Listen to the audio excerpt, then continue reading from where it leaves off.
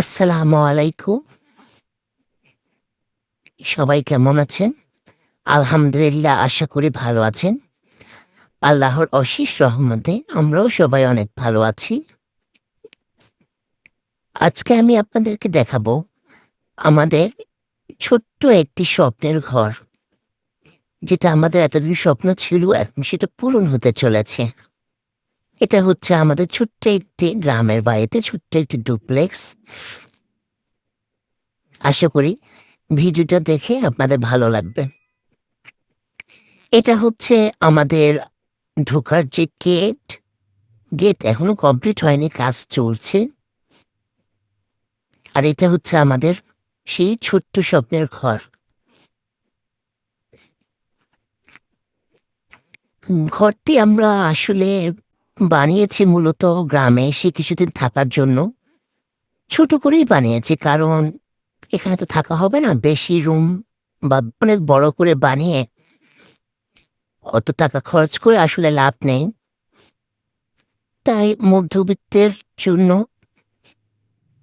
মধ্যবিত্তদের জন্য এটাই আমি মনে করি বেস্ট, যে ছোট একটা ঘর যেখানে কিছুদিন এসে গ্রামে থাকা যাবে, বুক ভরে নিঃশ্বাস নেওয়া যাবে।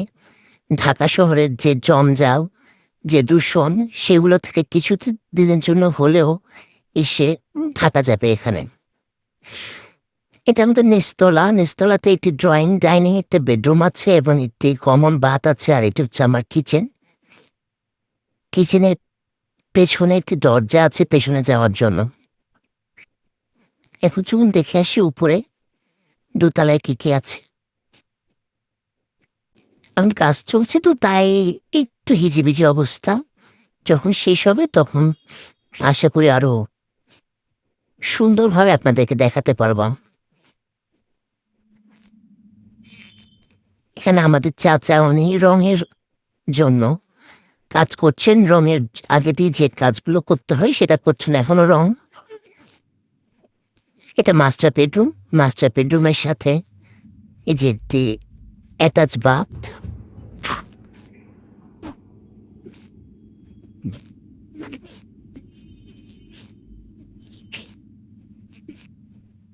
বাথের সাথে একটি বড় ব্যালকনি আছে যেটার এখনো রেলিং লাগানো হয়নি।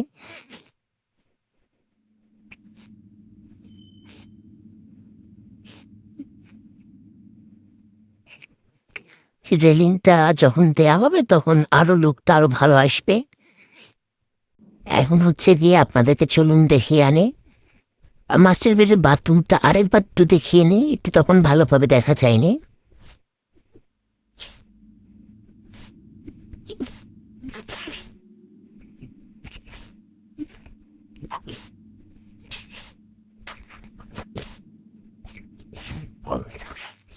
এটা হচ্ছে উপরতলা একটি common bathroom.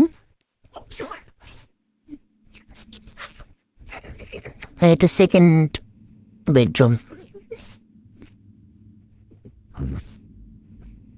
That's all from today.